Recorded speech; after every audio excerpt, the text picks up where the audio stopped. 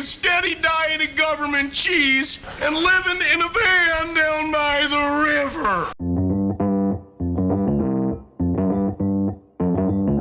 Live from the basement of the YouTube headquarters, it's the Stacking Benjamin Show.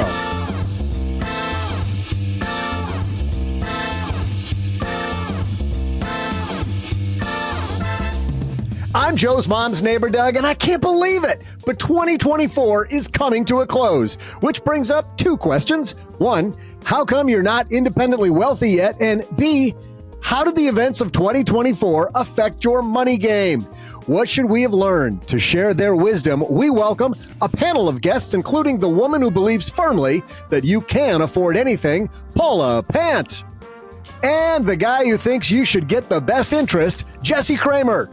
And, of course, the man helping you stack Benjamins, OG. And now a guy who's like that nerd from accounting you can't seem to shake at the company Christmas party. It's Joe Saul-Sehy. Hey there, stackers. That's a new opening I have never heard before. One that's suspiciously different than the one we practiced earlier. But I still may identify as that guy. Welcome to the Stacking Benjamin Show. I am that nerd from accounting, Joe Saul-Sehy, and sit back and relax because we're going to have an hour of financial fun. Let's meet the team of people that are going to talk about all the big events of 2024. First of all, the guy across the card table from me, Mr. OG, is here. You had I would say, a successful 2024, my friend. Can you call me later? I'm eating a granola bar. Okay, enough from him. And the woman in New York City who's not eating a granola bar, Paula Pant, is here. You had a successful 2024. I had a great 2024, but I currently have a spot of confusion. Doug, you had your numbering system went from 1 to B, number 1 and then number B. Did anybody else notice? I get those confused. It's very hard to figure out. Am I using letters now thinking or that's numbers? Those aren't in sequence. I'm like trying to put the puzzle pieces together ever since I heard it. I don't know how to square the circle. Paula's like the journalist in me wants to know why that occurred. Yes. And the man in Rochester, New York, where it's been snowing since August 22nd, Jesse Cramer's here from the Best Interest Podcast. How are you, man? Hello, stackers. I'm good, Joe. Thank you. It was 55 degrees Fahrenheit today. Wow. The snow is all melted. And to bring these That's not jokes on brand. It's not on brand. It's not. But we'll take it. I think I will say it's unseasonably warm. It's unreasonably warm. It's a little off-puttingly warm as well. But yeah, we'll see if we get a white Christmas or not. Speaking of great years, you guys had a great year because you went from a family of 2 to a family of 3. That is correct. We had a big highlight. Here we are recording on December 10th. And our daughter turned 6 months old yesterday. So a big half birthday, got her a half birthday hat. She had a cucumber to celebrate. That was yesterday's new food, cucumber. I should still celebrate my 6 months. Joe is 56 and 6 months today. He's so great. Hey, my new food are gummies. Remember back when diapers were cute? No, headed back there and they're not so cute. We've got a great show today. We're going to talk about 2024 because I think for all of us, it was a very good year, but it wasn't a great year for everybody. There were some lowlights, there were some highlights, and hopefully we're going to hit a lot of those. But before we hit any of those, we've got some sponsors who have made sure that this is free and we can keep it on through the holiday season and for the rest of the year. So sit back, relax for just a moment, and then OG, Paula, and Jesse are going to dive into our top lessons from the events of 2024.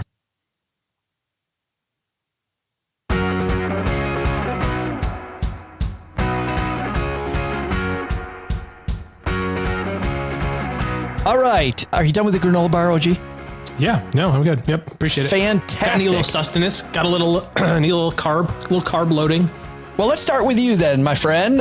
From the events of 2024, what's the top thing on your list we probably should have learned from? Top event. Oh, man. A big, broad brushstroke, shockingly simple one. You can't predict the future, but you are not going to be good at it. So did you just take out every event of 2024 in one stroke? Just there it is. One stroke and scene. Shortest episode ever. Doug, what should we have learned today? Well, what I was going to say, Joe, is what I mean by that is, at a third of the way through the year, we had an idea of how maybe the market was going to go. Halfway through the year, we had a pretty strong idea who was going to be running for president. The back third of the year, that changed, and we had a pretty good idea who's going to win. Then that changed, and we were pretty sure, this is what this is going to be to the market. And then that changed again. And it was like, no matter what, if you were guessing or flipping a coin on any of those things, there was no guarantee that what you thought was going to be the outcome. And I actually feel good about this because it just goes to show that everything could be crazy and still have, the market can still do well. Your personal situation can still do well. Hopefully that was the case for this year. And, and there's a lot of external circumstances, but it doesn't, you don't have to play the game. It's not even a game you have to play of like, who's going to be president or what's the market going to do or what are interest, like all these different things that happened. It's out of your circle of control. So don't spend any energy on it. Yeah, we're not going to spend time on the election, but just going through that, we thought these people were running. Well, and it's funny, even before that, I was going through the events of the year just to prep for today.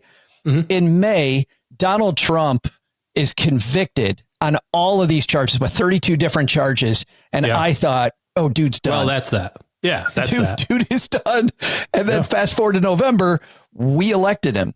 And so talk about just a roller coaster ride in an election year. But thinking about it from a money standpoint, because we're a money show, I think, a lot of anxiety around outcomes and a lot of anxiety around, well, if this person wins or if this person wins or, like whatever, setting the politics aside, people are really stressed about what it meant to your money. And it doesn't matter. It's not even there's reasons to care about the political environment that you're in. But one of the reasons doesn't have to be, what's going to happen to the stock market, because there's been, however many presidents, 40 some odd presidents, right? And the economy's continued to do well over good presidents and bad presidents. And you know what I mean? Like, spend energy on the things that have outcomes that you can control. And when it doesn't have something that you can control, I believe so strongly in not having any energy around that, because it kills you. Well, and let's put this much closer to home. Paula, on the Afford Anything show, I'd finally had enough.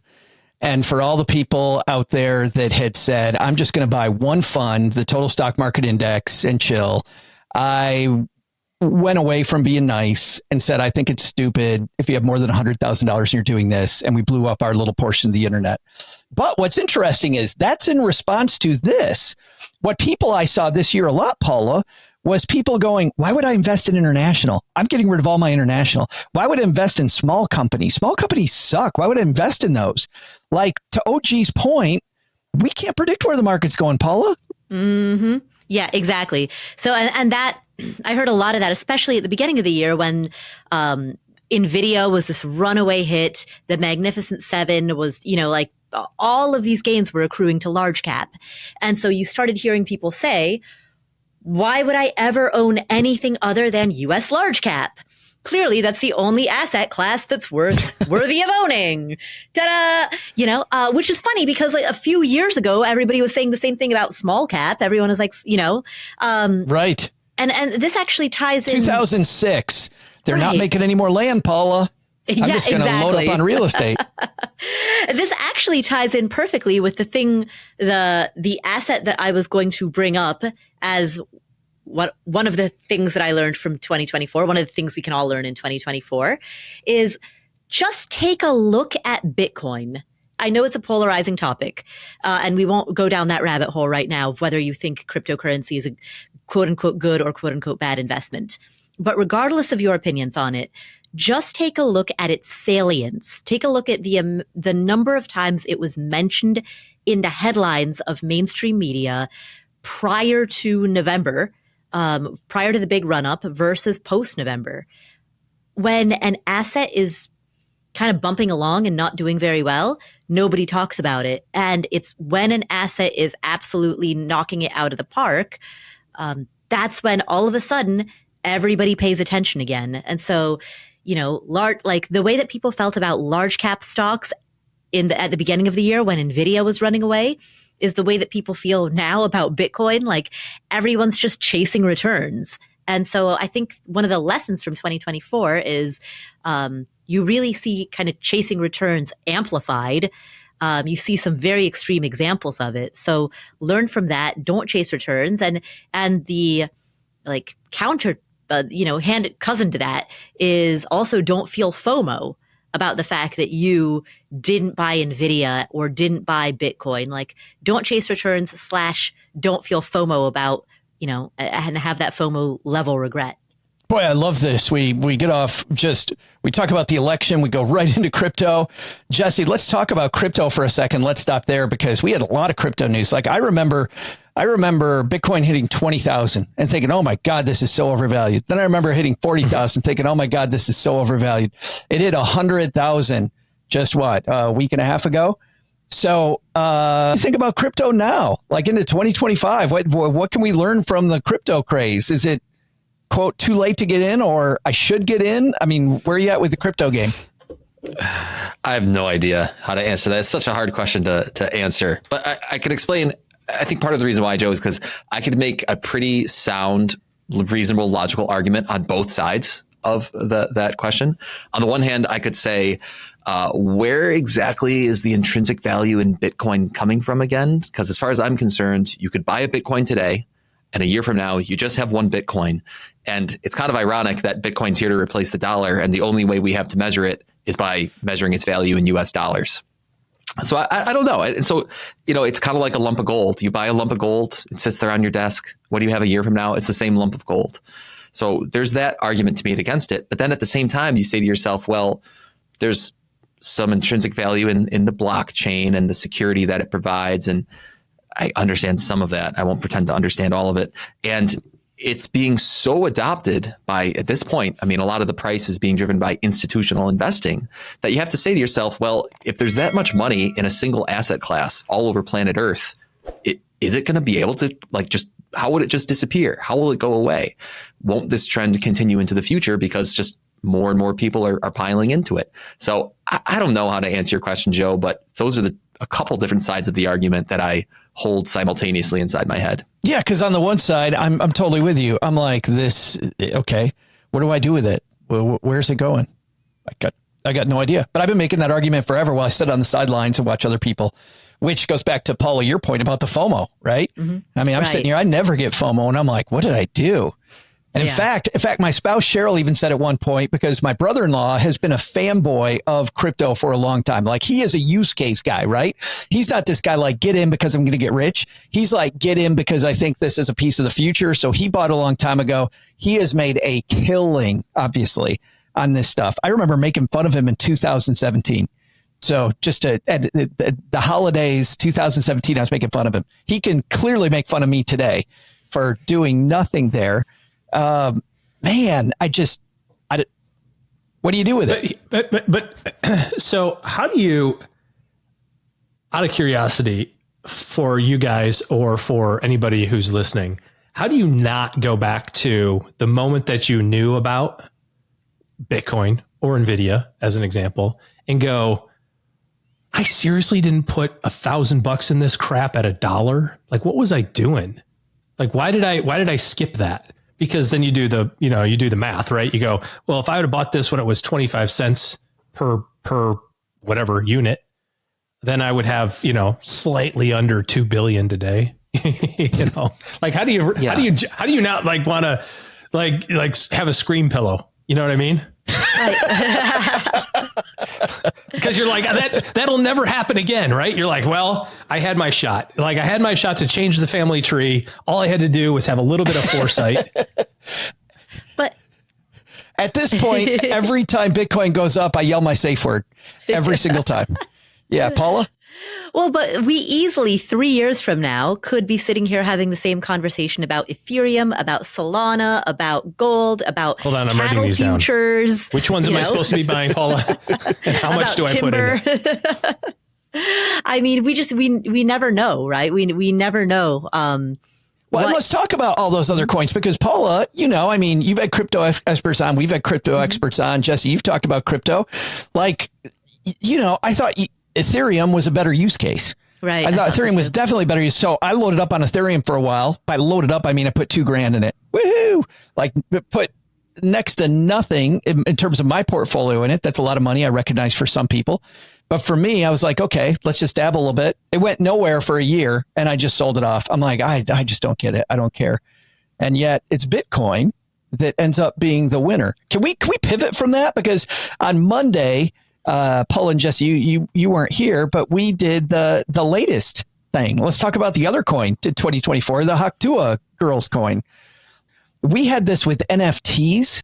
Right? NFT scams going on. Bunch of people getting rich, just a few people. That was a couple of years ago. We had Sam Bankman-Fried. Now we got the Haktua Girls coin. Jesse, what do you think about that? Is there a lesson there?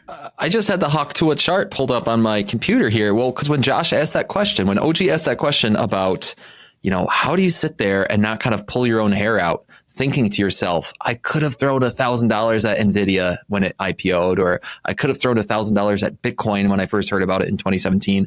And one of the reminders, and we have to remind ourselves of this idea of survivorship bias. There are so many other things out there that you could have thrown $1,000 at that currently would be worth zero. Mm-hmm. Yeah, but the one I did would be worth $2 billion. So right, and that's part of the human condition that you're going to have to combat. OG is that little voice in your head. Live with that for the rest of my life. I mean, something that makes me feel okay is the idea of like, you missed that 1 in 1,000 investment, and you dodged the 999 outright frauds. So on that, do you feel okay with that? I feel okay with that. But I honestly think that's the way to approach that problem is at least for me personally, is just to say like, I, for the rest of time, I will miss out on buying the biggest stocks at their IPO because I don't buy stocks when they IPO. That's not how I invest. And I just have to live with the fact that I am missing out on lottery cards, lotto tickets, because simultaneously, I'm also missing out on all the IPOs that immediately lose 90% of their value. Well, I mean, look at two examples that are both like reasonably large public equities. So one is Cava, which is a fast casual Mediterranean food chain. It's sort of like the Chipotle of Mediterranean food, right? Since its IPO, it has absolutely skyrocketed. On the other hand, you've got Bumble, which is a dating app. And I don't know what its latest numbers are, but it definitely, if you trace its history from IPO through at least most of its history, I haven't looked at it recently, it tumbled, right? And so that's... It bumbled itself? Yeah, bumbled. Bumbled. Yeah, it's a pretty bumbling stock. And so, you can't throw $1,000 at everything. For every Cava, there is a Bumble.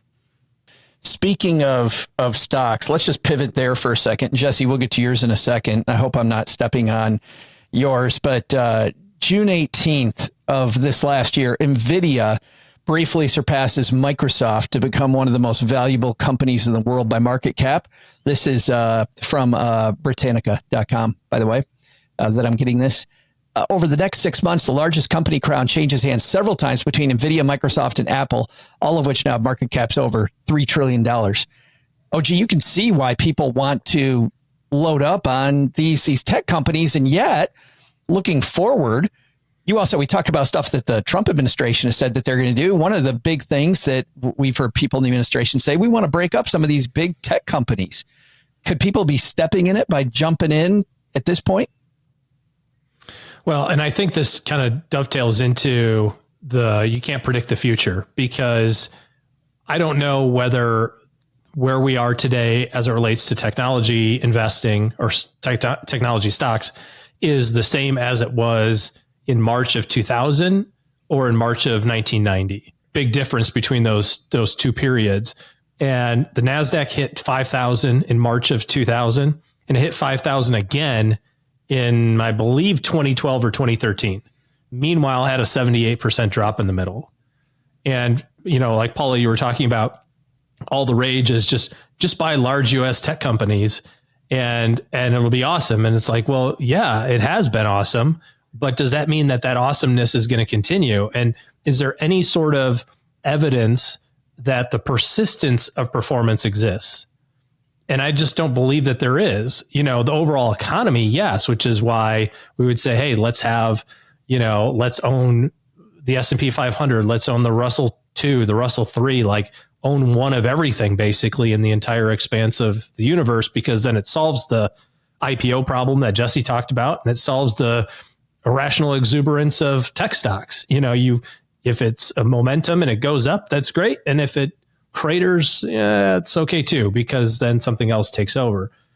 But I just don't think that when it comes to investing in the areas that are, at the peak, I don't believe that even if you think, hey, I'm okay with a little bit of a decline, I don't know of any single person who bought the NASDAQ at 5,000 in March of 2000 and then still own those same shares in 2012, because somewhere on that roller coaster ride, they cried uncle, because you can't take a minus 78 and still go, yeah, I'm good. I put $1 million in, it's down to 220. It'll be fine. It'll come back. Like somewhere on that ride, maybe actually at 220, you're like, screw it. It can only go up from here. If you made it to 220, now. You're like, I'm already broke. I can't get broker, so maybe that's the case, but I just don't know of anybody who's done it. And my concern is that if you focus on a specific sector or specific part of the economy or Bitcoin or NVIDIA, specific things, if you get caught, then you're not going to have the intestinal fortitude to ride it out. And also know that riding out period, you look back and say 2000, 2012, you go, okay, cool. Let's use today's dollars or today's timeframes till 2037. Okay. Think about how far away 2037 seems in your mind. That's the same distance as 2000 to 2012, right? Can you confidently say that you're going to hold the same stuff for the next until 2037? I don't think you can. Jesse, it feels like a lot of the stuff that OG's talking about, Paul is talking about, between who's going to win the election and all the stuff we talked about crypto, now what I brought up with these big tech stocks, it was a year of betting, right? A lot of times when big bets either paid handsomely or you got flushed. What's interesting also at the same time is that betting on sports like the NFL this year widely went from hardly anybody betting on sports to nationwide.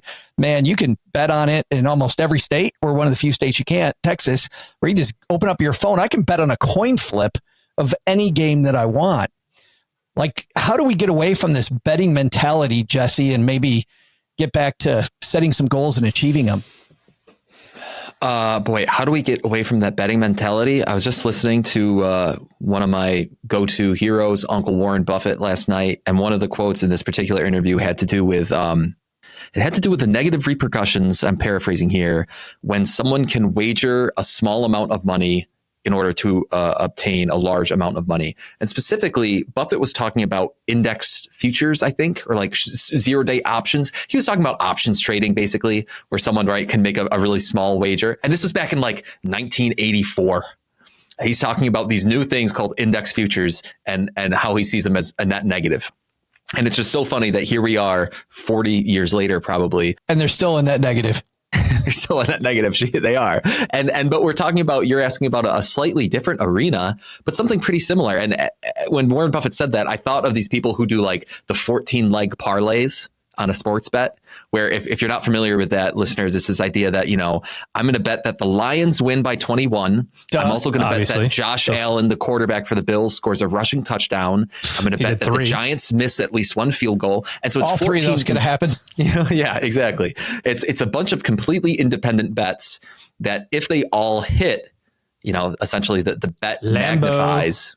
And you can bet $2 and win $1 million. Jesse, did you see the guy who he posted on Twitter at the beginning of the year? He bet, I believe the number was $600. He bet $600 on Scotty Scheffler to win the Masters, the Florida Panthers to win the Stanley Cup. Who's the guy that won the US Open? Carlos Alcaraz or whatever. Oh, Alcaraz. Yeah. Alcaraz, whatever. Same. Wow. To win the US Open. And then his fourth bet was the Yankees to win the World Series. Ooh. And when you do those, so he posted this picture as the Yankees hit the home run to win the pennant to go into the World Series. And as you probably know, you can cash out these parlays, right? They price them in real time. So if the Yankees win, and this was his Twitter post, if the Yankees win, I get $790,000. If I cash out today, I get $325. What did he do? Do you know? Of course, the Yankees didn't win. $600 bet. On a $600 bet. So the universe was like, dude, are you crazy? Take the 325, you idiot. And he's like, nah, I think the Yankees are going to pull it out. Oh, no. But yeah, I mean, it's funny, Joe. I was thinking back to a few weeks ago, a month ago, whenever it was, when the same panel, I believe, we had a conversation about, did we talk about ETFs that own a single stock? Yes. And maybe leveraged ETFs that own single stocks, and whether that's good or bad for investors. And I kind of took the line of, it encourages some pretty bad behavior. It encourages some gambling like behavior. And I don't really see the positive of it. That's my feeling on the sports gambling too. It's a little curmudgeonly, but I don't see the positive here for society as a whole. And so I think it creates a lot of pretty bad personal finance behavior. And but its proliferation here in 2024 has been huge. So I'm glad you brought it up, because I think it's a good topic for this episode. Yeah, your ability to bet, I think, has never been easier. Paula, how do we get out of this gambler mentality when gambling's all around us?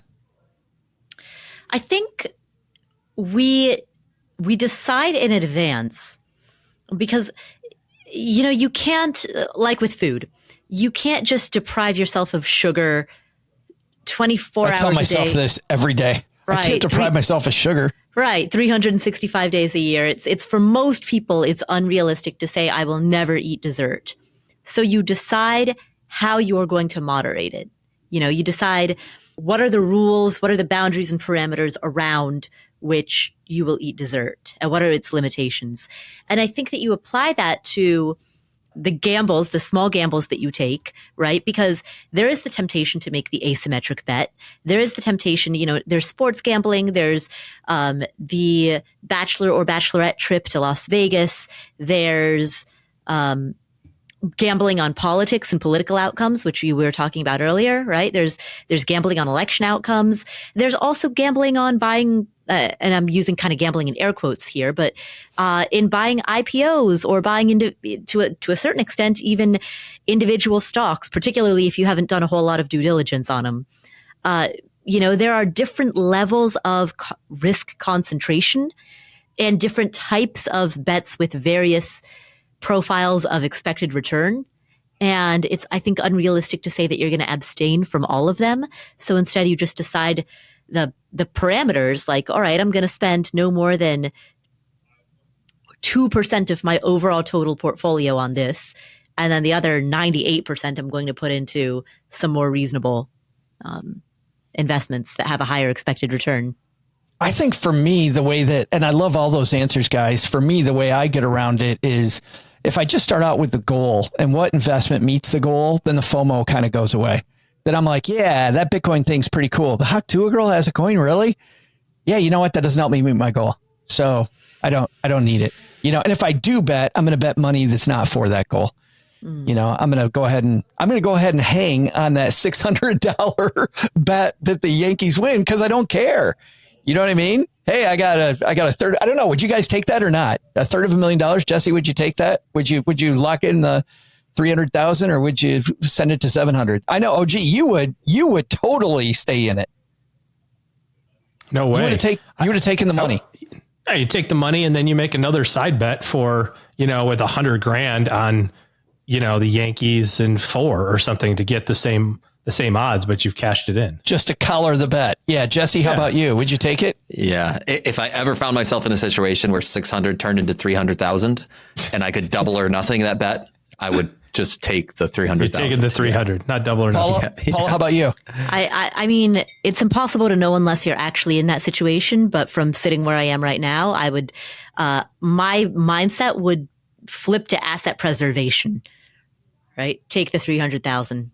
But the question also is undoubtedly he saw these numbers, at different times, right? So he saw 600. He saw when Scotty Scheffler won, he probably saw, hey, you can get out of this for $3,200 right now. Like, oh, well, maybe. And then when the Panthers won, like, dude, I got 2 of them. You get out of here for 32,000. And I think we'd all say 600 to 32,000 is pretty good outcome in a 4-month window. And then when the prisoner guy won the tennis tournament, Alcatraz. That's probably not going to be his new nickname. We haven't heard Jesse Cramer's yet, but I'm looking at the break time. We are going to say hello to our sponsors and make this possible one more time. And we will be right back with the second half of our discussion about the events of 2024. All right, Jesse, we got so carried away that you're going to get 2 in the second half. So what's your first one?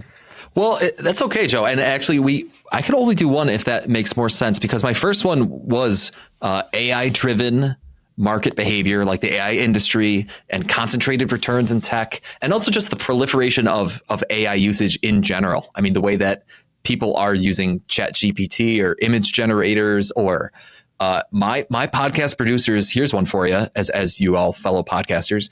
My podcast guys recently said, like, can you read us this script? Because there might be a time when we're editing your podcast and we need to like have you re-say a word, and we're going to have AI recreate your voice to re-say that word just to save time. That's kind of cool and freaky. But anyway, that was my first one. Until your producer has you saying all kinds of stuff that you never said. The script all says, it's like, Grandma, it's Jesse. I need $1,000. Can you wire it to my account? My account number is this. You're like, this doesn't seem like a script I would say. It's a weird script. Just read it, clown. Well, you guys are all screwed because your voices, all 4 of you, even you, Doug, I mean, your voices are so out there saying so many different syllables that AI is going to be able to recreate you so easily. All the deep fakes. All the people want to deep fake the Stacking Benjamin show. There's a ton of them. Yeah. I'll be so happy when that happens. I know we've made it. But I can skip to my second one, Joe, because I think it's a little juicier. Well, but hold on. Let's take the AI for a second, because I think that if you're out there in Benjamin stacking land, I think this year, Paula, your life did change because of AI. Like, I don't know about you, but I use AI a ton more than I was using it on January 1st. Yeah, absolutely. 1,000%. I literally the other day I was like, man, how did people used to live before AI? I can't. It's hard to imagine. And I have found one other thing, OG, is that AI hasn't made me lazier. It hasn't taken away the fun of the work. It actually helps my brain think about creativity as I'm feeding it prompts. I mean, this is the thing with all technology, right? It's at the end of the day, the whole purpose of it is to continually upscale the things that you're better to do than the technology can do for you. I mean, it's like it was us plowing fields, and then people were like, wait a second, let's take animals, and the animals can plow the fields. Like, well, they're better at it than we are. And then it's like, well, hold on a second, there's a machine that will do it that's 100x better than the animals that can do it. It didn't mean that the farmer could just sit around and not do anything. It said, well, instead of having an acre of land to farm for his family, now he could farm 10,000 acres and feed the whole town. It's like it multiplies the highest use of the people in the chain, so to speak. So yeah, I would expect you to be more efficient. And there's some downsides to that, or some potential downsides people think anyway. It's like, well, it's going to take away jobs and whatever. It's like, well, no, it's going to mandate that we start using higher and better use of ourselves in these other things that are more productive. I'm interested in the AI component of it, particularly around with my kids. There's been a couple of situations in our kids' school where the boys have written something and then it gets flagged as an AI. And, I trust my kids, and I feel like they would tell me the truth if they were kind of, gaming the system a little bit, and they've been flagged incorrectly. And the argument from the instructors or the teachers are, well, you're not going to have this in the real world. And I'm like, are you freaking crazy? What do you mean you're not going to have this? That's like telling a kid in math class, well, you got to know how to do this by your paper and pencil. You're not going to have calculators when you go to engineering school. The tool is meant to improve, again, like move you to a higher level and expand your thinking. I believe strongly that it's effective, but like, where are the downsides and how are people going to lean into the downsides that are not necessarily actually even downsides? A la, well, you're not going to have a calculator in the real world, so you got to learn how to do calculus by hand. It's like, well, no, I mean, I agree you need to know how to do calculus, but doing it by hand is pretty stupid when you can do 1,000 problems using a calculator instead of one problem at a time. You should know the mechanism behind the machine. But you should know like how to think about the problem. And what we're trying to do is to create, at least I think anyway, we're trying to create like how to do the thinking around the solution, not necessarily plugging, I want to go into the other side of this though, because you very quickly said, people are talking about losing jobs. I want to talk about the other side I want to talk about losing jobs. I want to stop there because I don't know. Jesse, do you think in 2025 and 2026, we can see people lose their jobs because of AI? Probably some people. Yeah. But going back to OG's point, back in, 1830, a hell of a lot of farmhands lost their jobs when better plow technology came around and other jobs were created. And I think that's, this term creative destruction, the creative destruction of the economy is that innovation comes about. And it does lead to some industries or some jobs or some businesses going out of business because they've been innovated away. And some people lose their jobs accordingly. But often that means that the new technology, whatever new that comes in, helps create new jobs or create new opportunities for employment. And it's a net benefit for the economy, at least so far. That's the way, the economy's played out over the last few hundred years. So I tend to agree with you, but I do think, you used an analogy of farmhands and then we get better plows or better technology there. I was thinking around the early 1900s and all the gas lamps and the people that went around and lit the lamps. And then we came up with light bulbs instead. But Paula, I do think this is a touchstone time. Like there are going to be people that lose their jobs. And man, if you're somebody who's in the crosshairs, if you're one of those farmhands, to use Jesse's analogy, or the people in the gas lamp industry, I think you got to kind of be awake and ready that change is coming. Yeah, absolutely. I mean, and I agree with Jesse. There were plenty of typewriter manufacturers that lost their jobs, plenty of cassette tape makers that lost their jobs. Those will come back. The cassette tapes are making a comeback. But as long as there's pencils, there will be cassette tapes. You got to be sold to get that.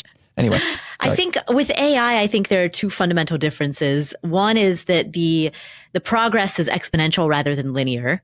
The second is that many of the jobs that are being lost are the ones that had a high barrier to entry and required many, many years of training to be able to get. So it isn't, in history, many of the jobs that have been lost by new technologies have often been jobs that have required, we'll say, less training than that of a software developer, right? And so now you have these jobs that people have spent an enormous amount of time training for, and so the training burden, the retraining burden, feels like a much higher burden. But that being said, that doesn't necessarily mean that the people from the jobs that are being eliminated need to retrain in some completely new and different field. It may mean that there's another class of occupations that don't exist yet, that are adjacent to what they have already trained in, that require more human to human. Like the people working the robots. Yeah, exactly. If your job's being taken over by the robot, then you're the person working the robot. Yeah. I find that really interesting, but Jesse, we'll stick with you. You said you had a more salacious one. I'm always interested in salacious. Yeah. So I know this is the topic du jour in a lot of the headlines, but I really do think that this United Healthcare CEO Brian Thompson murder is a major story beyond just the human aspect of it. I think it's a major story in our investing world, because it's a story about corporate America and corporate leadership and governance, and it's related to the stock market in that way. It's a story about corporate profits and how companies earn their money, how those companies interact with everyday citizens. And I would bet most people listening to this podcast right now, whether they realize it or not, own United Healthcare. Whether you have a total market index fund, an S&P 500 fund, a target date fund, you own United Healthcare, and so I think that's kind of interesting, and it's bringing things into focus. I also just think it's such an interesting story because most of the opinions I've been reading online, I was just talking to someone about this. There's maybe I'm stuck in the wrong echo chamber. So I'll start with that. But the opinion I've been reading over and over that does kind of boggle my mind. But people are saying like, yeah, it is murder. But don't you see that, United Healthcare and therefore the CEO are committing a lot of crimes too? And don't you think he's guilty of something serious? And so to me, that's a wild opinion. It does just blow me away. The lookalike contest they had in Bryant Park, I was like, what? Yeah. Who would go to that? Like, that was just horrible. Yeah. Yeah. And so to me, it opened my eyes to the way that other people are thinking about this murder in a way that much different than the way I thought about it. It opened my eyes to some extent to the way younger people are. They just a little nihilism that I think some younger people view the world and view our society through. And it also just, again, kind of bringing it back a little bit more to the money topics is this idea that whether it's individual people moving forward, thinking about what corporations do, individual people thinking about the way their money is invested, is it corporate boards and corporate CEOs thinking about what their corporations do to turn profits? This is a very interesting moment, I think. And I don't know, I have to take some of my thoughts and make them a little more concrete, and I plan on doing so in the near future. But to me, this is a very interesting thing that we'll probably learn and see some long-term repercussions from. I heard a pundit on one social media platform a few days ago that I agreed with Jesse, which was, if you believe that, healthcare in America is messed up, number one, and if you believe that United Healthcare is not the best company when it comes to claims experience and denying too many claims, this still is murder. This still is. Everybody has the right to their day in a court of law, right? Right. And to just go out and go, yeah, I don't like it, I'm taking them out is, yeah. And that reaction also blew my mind. But are you going to see, do you think we're going to see PR on the company's behalf then? I mean, you're going to see the United Healthcare PR machine start working about, hey, we're not the bad guy.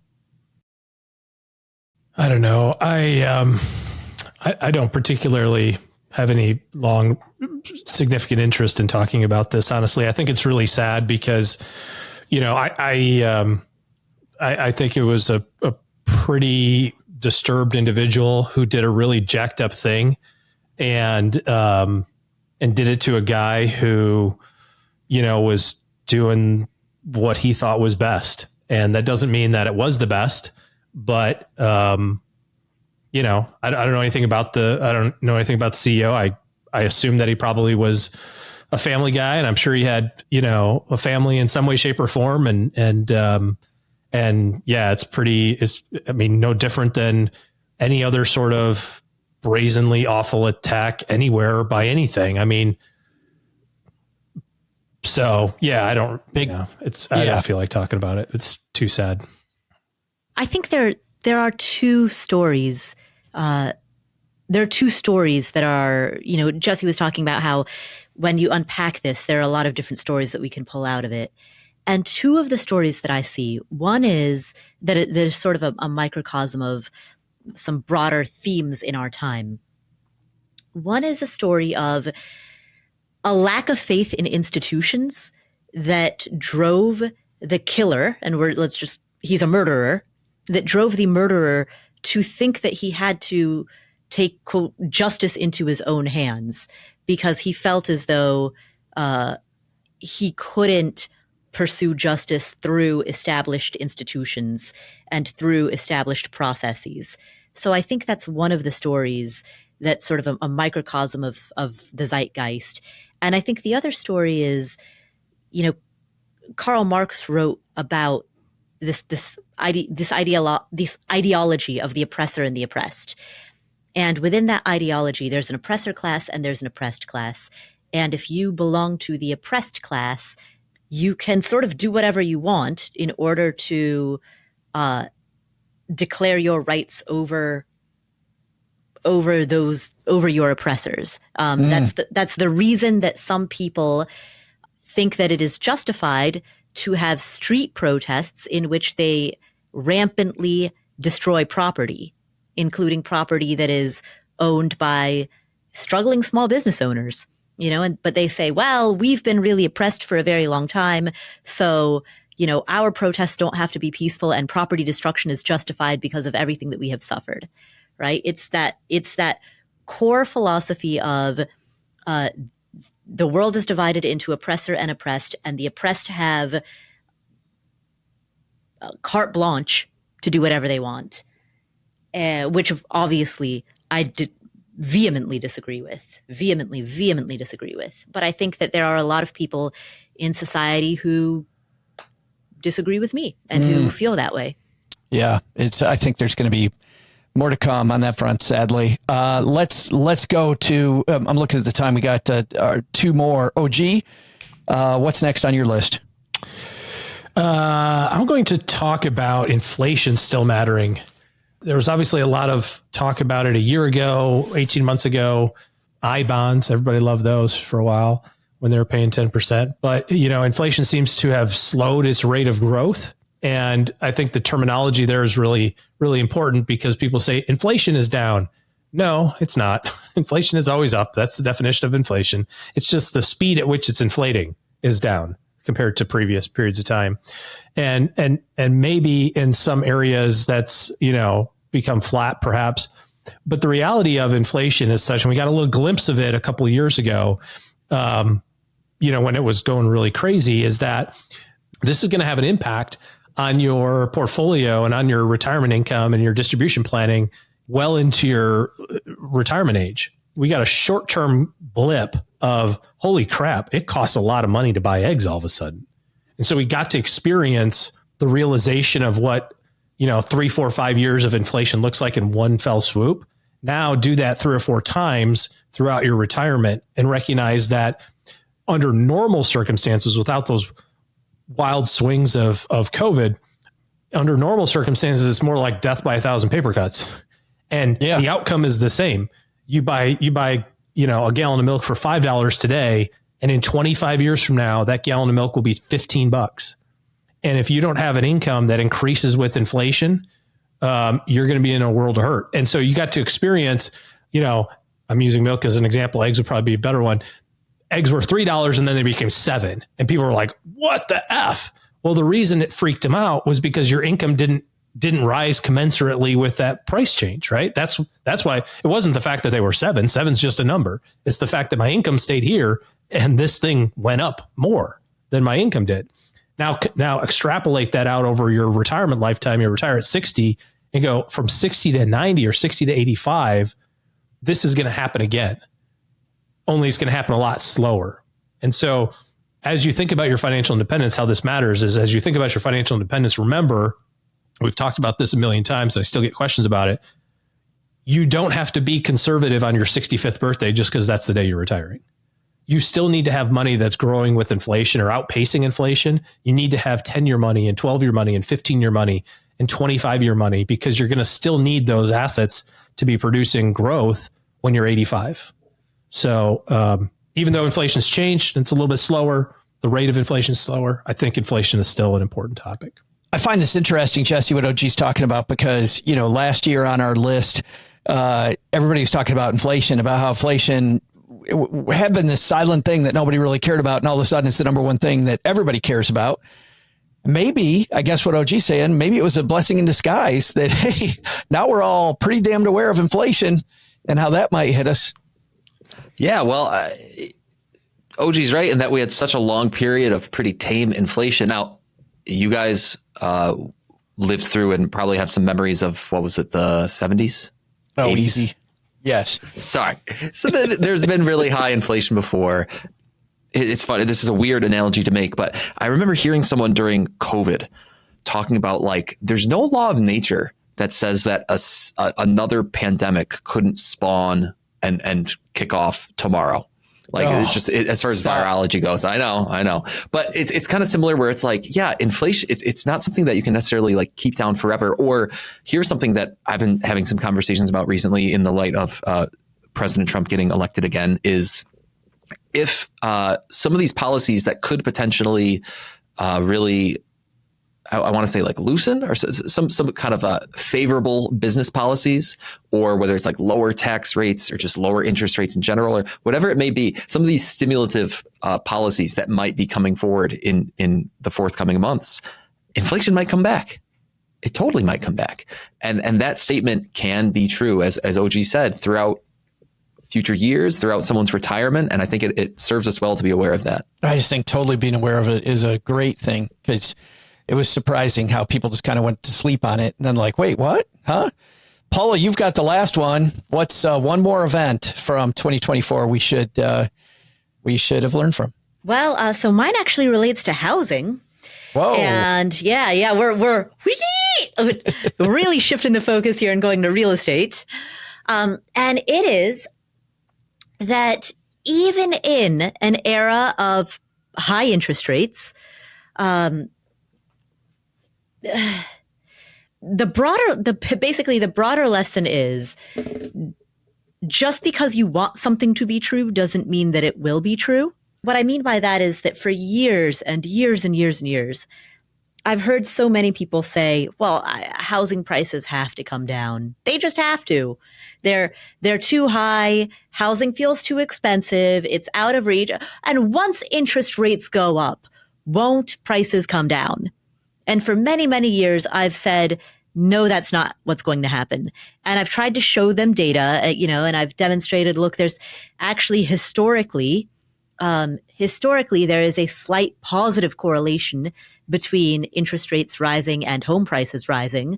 So it is not the case that when interest prices rise, home prices fall. Actually, it's the opposite. When interest rates rise, home prices also rise, historically speaking. Like I said that ad nauseum prior to when interest rates went up, but nobody believed me because everybody wanted to, I shouldn't say nobody, but people. Now let's go with nobody, not one person.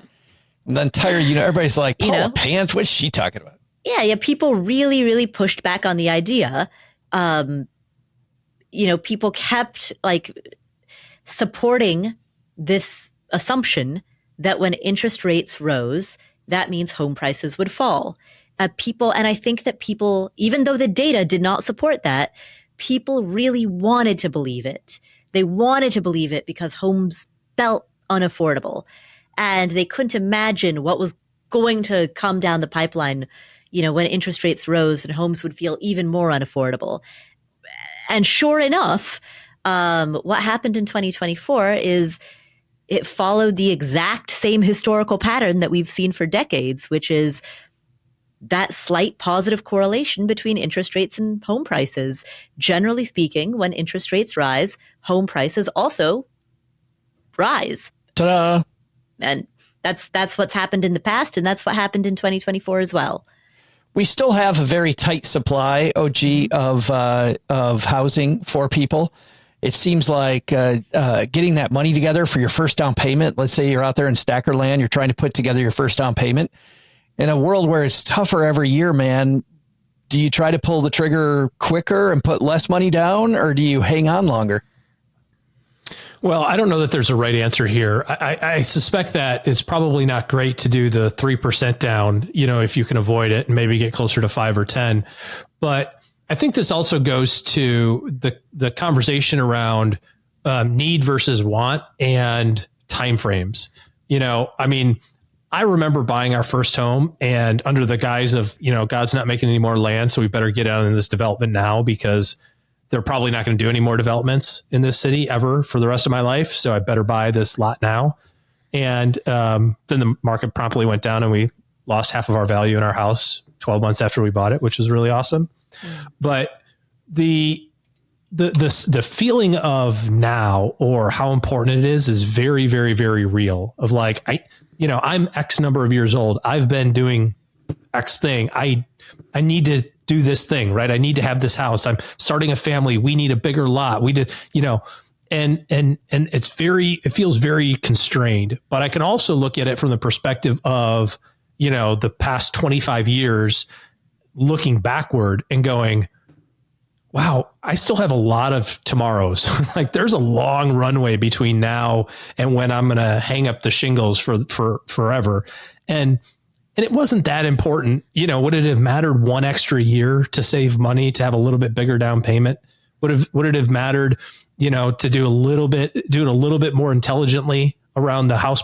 I feel like when we bought our house, no kidding, in Novi, I feel like if I would have had 4 more months, I would have been able to see the crest of the hill and gone, finally, maybe we ought to wait. And then and then we would have waited for it to crater and been like, sweet, good thing we waited.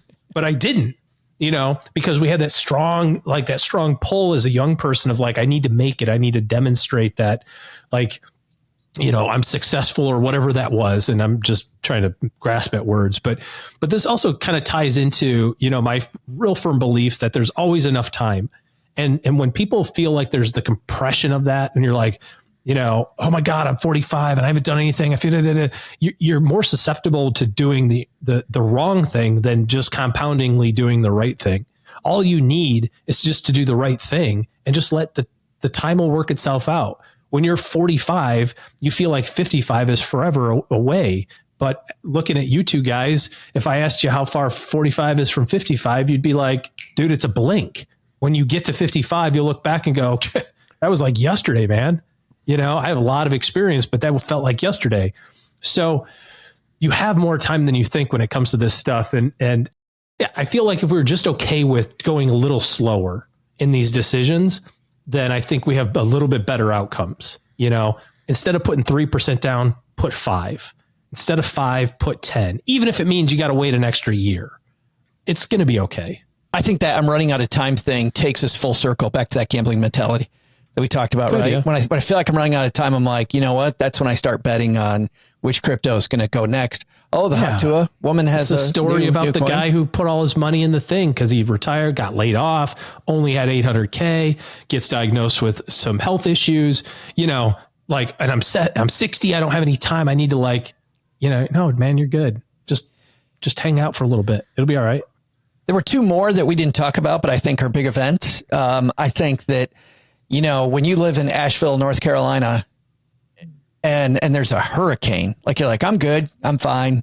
I think that was a big lesson on, OG, I guess back to your point that we don't know when things are going to happen, right? We just stuff. Yeah, I mean, tomorrow's not promised to be. I saw this thing the other day. Speaking of that, I saw this thing on a message board that I'm on. And it kind of resonated with me only because, you'll see it in a second. They were talking about the concept is, tomorrow, isn't promised to everybody. And the author was like, there's probably a bunch of people on this message board that have piles of wine at their house, like waiting for the special occasion to crack this, these bottles of wine. Like, I'll wait until, and he's like, there's a really good chance you might not get to all of them. Even if you went even a moderately important day, I should have a nice bottle of wine. Like if you've been collecting wine for a while. OG brings it back to drink all your wine today. Well, you don't need to save it. Just start enjoying it basically, right? It's okay. It's okay. Because tomorrow's not promised to everybody. The same, I think that is one. Another one was that Pink had a major U.S. tour this year. Beyonce had a major tour this year. Yet if you want to talk about anything that happened with that stuff, it was the Taylor Swift domination year. All I heard about all year long was Taylor Swift. Just between the Eras tour, the fact that she won her fourth Grammy. Like, I think there's a business class around just the Taylor Swift world that we could spend probably a whole show talking about, or even more, because that's a masterclass. Man, there's so many more events. You know what? How about world insecurity? I mean, Syria, the stuff in Syria that just happened, all these events that popped up around, just a crazy, crazy year 2024 was. Well, let's talk about something else crazy. What all of you are doing the rest of your year. We only have one more live show for 2024, OG, and then we say goodbye. That'll be on Monday. What do you got going on this week? You got a birthday. Indeed. Watching football, man. It's I haven't I wasn't too sure how I felt about the playoff situation. I don't know that I feel like they got the right teams. But I'm excited that there's really, I'm excited that there's 3 games on Saturday, and they're all, They're all banger games. The downside is that if you look at the bowl schedule on the back end of it, yeah, they all kind of suck because all the good teams are being used up in this playoff situation. This thing. Yeah, and I feel like for being the number one team in the land, Oregon got the short end of the stick there, man. Because they got a bye. That's pretty good. Yeah, but they still have a lot of strength on that side of the schedule. I think Penn State has an easier go at it. So they got to play SMU at home. Oregon's playing the winner of what two teams? Ohio State and Tennessee. I don't want to face either one of those, but I get to face SMU. Ohio State's really scary. Says the University of Michigan guy. And then after that, then Penn State plays Boise State. And don't get me wrong, SMU and Boise State fans, but I will take SMU. You're going Penn State's winning this no matter what. I'm not saying that. I'm just saying that if you're the number one team in the country, how come you're not playing the smaller universities? How come you get the winner of Ohio State and Tennessee? I don't know. Anyway, that's for another day. Jesse Cramer, what's going on at the Better Interest podcast? What is going on? We're rounding out an all-time year with some. We're approaching episode 100. I think we're crazy. About to. I know. I just read that. Yeah, I'm trying to think. Episode 96, I want to say, will be out next week. And so we'll have episode 100 early in 2025. Should be a banger. We might go through a minor rebrand. That's exciting. You're going to call it the Better Interest podcast, aren't you? It's on the table. Just it's on go the table. with it. I will say it's probably on the chopping block, but at least it's on the table. 1 star, Kramer. 1 star. Here's a fun question for you. Who's more famous globally, Taylor Swift or Cristiano Ronaldo? If you want that answer, you're going to have to go read at the Best Interest blog because that was a recent post because there's a pretty interesting investing lesson tied up in that question. Look how I set you up inadvertently. You're welcome. Thank you. You're welcome. And that's at the Best Interest blog and the Best Interest podcast. Paula Pant, how are you finishing out 2024?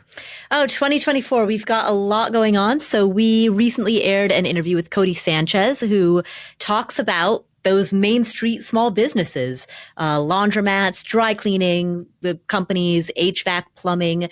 So she talks about acquiring small businesses as opposed to starting one from scratch. We also interview Paulina Pompliano, who has interviewed.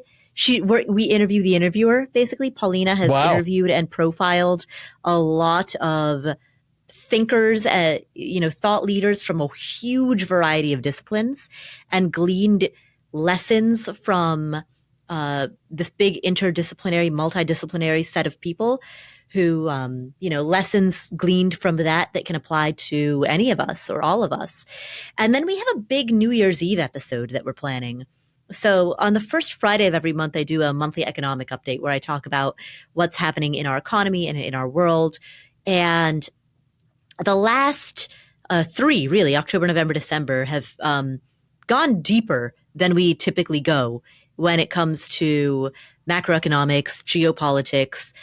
We decided, we're going there. And so we're going to tie this all together in our big New Year's Eve episode where we do our own look back on 2024 and talk about what's happened and then look ahead to 2025. And we do so through a very purely economic lens. Awesome. And that's at the Afford Anything podcast. Yes. Where finer economic discussions occur. Yes. Well, sounds like a great year. It's a great way for us to round out our year here. I'm so thankful for the two of you, for Paula, for Jesse. Heck, I'm even thankful for OG and for Doug. How about that? We'll give everybody the group hug. But Doug's like, wow. I reject your group hug. It's already come on, bring it in, man. Bring it in. That's going to do it for today. We've got one more episode that's going to be live. And then next week, we've got 5 of our greatest hits episodes to round out the year on the Stacky Benjamin Show. So Doug, take it from here, man. What should we have learned from our podcast about what we should have learned from the events of 2024? Here's what you should have learned on the podcast where we talked about what you should have learned over the last should have learned years. First, take some advice from OG and remember that you can't predict the future, whether you're trying to predict the market or if Paula's ever going to get another trivia question right. Be prepared to be Using Paula's $12 word of the day here, asymmetrically surprised. We have to make that a feature in future episodes. Just every Friday, what was Paula's $12? Anyway, second, remember what Jesse said about FOMO. If you want to have more predictable growth in your investments, you have to be okay with knowing that you might miss out on the next NVIDIA. But the big lesson? Don't tell Joe's mom there's no trivia today. She interpreted that as Doug doesn't have enough to do, so now I'm wrapping presents for her neighborhood holiday party. By the way, who wraps fruitcakes to give away to the neighbors anymore? Ma, you know they're just throwing these straight in the trash can, right? Whoa, missed me. Thanks to Jesse Cramer for joining us today. You'll find Jesse's Best Interest podcast wherever you're listening to us right now. We'll also include links in our show notes at stackingbenjamins.com. Thanks to Paula Pant for hanging out with us today. You'll find her fabulous podcast, Afford Anything, wherever you listen to finer podcasts. And thanks also to OG for joining us today. Looking for good financial planning help? Head to What are you doing? Head to Stacking Blowing kisses. He's blowing kisses.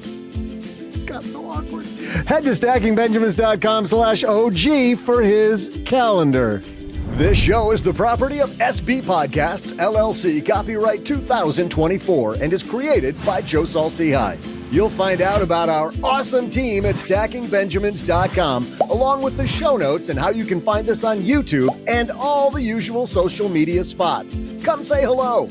Oh yeah, and before I go, not only should you not take advice from these nerds, don't take advice from people you don't know. This show is for entertainment purposes only. Before making any financial decisions, speak with a real financial advisor. I'm Joe's mom's neighbor, Doug, and we'll see you next time back here at the Stacking Benjamin Show.